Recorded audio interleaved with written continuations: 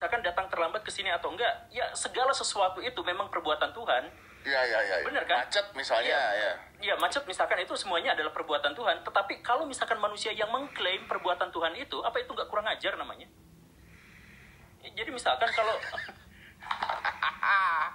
Lalu ada lagi yang katanya Mas Dedi datang ke kantor ataupun macet itu adalah perbuatan Tuhan katanya. Apakah benar seperti itu? Mari kita bahas di kitab Qadar Qadar kalau bahasa Arabnya Syifaul Alil karya Ibnu Qayyim al-Jauzi. Salah mengenai masalah takdir itu karena mereka tidak melakukan perincian. Ya, jadi hanya masalah umum saja. Seperti yang tadi ya. Jadi macet, terus dia datang ke kantor itu perbuatan Allah. Itu salah karena dia tidak merinci ya. Nanti akan dijelaskan. Halaman 347.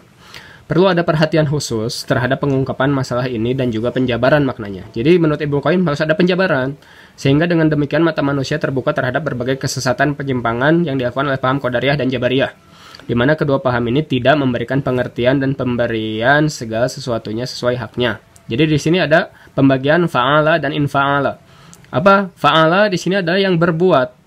Sedangkan infa'ala berarti yang menjadikan berbuat. Fa'ala ini adalah perbuatan manusia. Sedangkan infa'ala adalah yang menjadikan berbuat itu adalah pekerjaan Allah.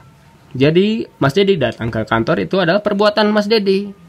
Ya, tapi di sini ada infa'ala yang menjadikan itu semua terjadi, yaitu Allah. Maksudnya atas kehendak Allah semua itu terjadi ini di halaman selanjutnya ya. Berbicara di surat Al-Fussilat ayat 2. Dan mereka berkata kepada kulit mereka, mengapa kalian menjadi saksi terhadap kami? Kulit mereka menjawab, Allah yang menjadikan segala sesuatu bisa berbicara. Oke, itu konteksnya hanya sampai situ sebenarnya. Dengan demikian, intok menjadikan bisa berbicara merupakan perbuatan Allah Subhanahu wa Ta'ala yang tidak dapat dinafikan.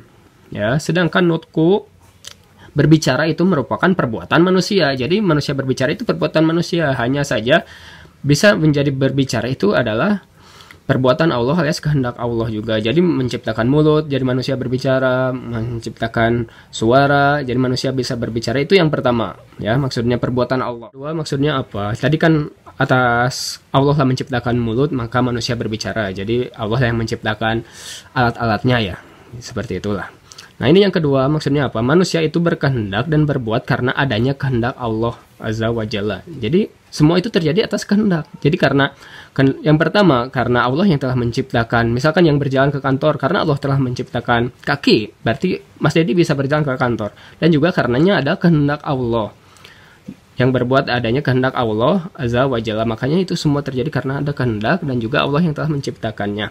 Ini berbahaya. Kenapa berbahaya? Karena kalau misalkan kita menisbatkan segala sesuatunya kepada perbuatan Allah, nanti di neraka pun bisa menuntut Allah. Misalkan masuk neraka karena mencuri, katakanlah.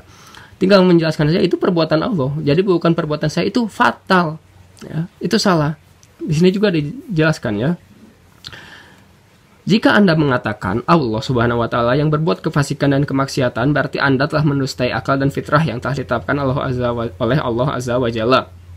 Ya. Karena semua perbuatan Allah Ta'ala itu baik. Jadi tidak bisa menisbatkan perbuatan Anda kepada Allah secara mutlak ya. Tapi itu pun perbuatan Anda.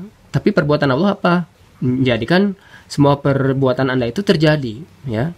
Bisa dipahami di sini. Lengkapnya baca aja lah setebal ini ya. Kira-kira lebih seperti itu. Jadi kesimpulannya mengenai pembahasan yang ini, bahwa menisbatkan perbuatan manusia sepenuhnya pada perbuatan Allah itu salah.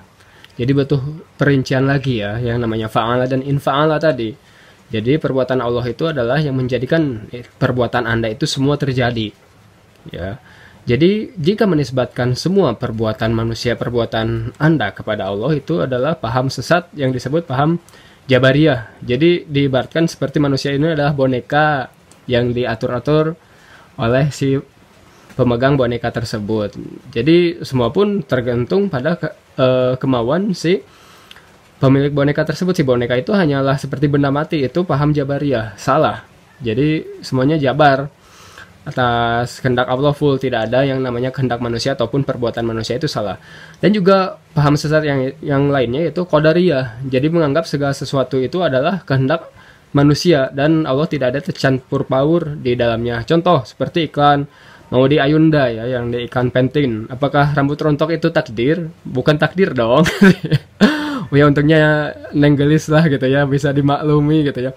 Itu paham sesat Qadariyah sebenarnya. Jadi pada perbuatan ataupun semua yang terjadi itu tuh menisbatkannya hanyalah pada perbuatan manusia. Jadi Allah tidak memiliki peranan di situ, itu salah. Jadi rambut rontok pun sebenarnya itu takdir Allah sama, ya. Itu jadi mengenai masalah takdir itu sama ya.